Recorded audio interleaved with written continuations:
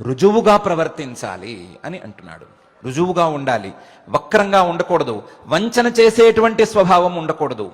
వంచన చేయటం అనేది మనల్ని మనం వంచన చేసుకోకూడదు, ఎదుటి వారిని కూడా వంచన చేయరాదు. మాయ వ్యవహారాలు పనికిరావు. మాయ చేయటం, వంచన చేయటం, మోసగించటం ఇలాంటి వ్యవహారాలు పనికిరావు. రుజువుగా ఉండాలి, మాట గాని మనస్సు గాని రుజుచిత్తంతో ఉండాలి అని ఆర్జవం అనే పదంతో సూచన చేస్తున్నాడు. అలాగే ఆచార్యోపాసనం, ఆచార్యులను గురువులను ఉపాసన చేయాలి అని అంటున్నాడు.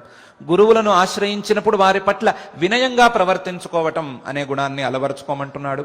శౌచం, శరీరాన్ని మనస్సును శుభ్రం చేసుకునేటువంటి స్వభావాన్ని అలవరుచుకోమంటున్నాడు. స్థైర్యం, లక్ష్య సాధనలో స్థిరత్వం కలిగి ఉండమంటున్నాడు.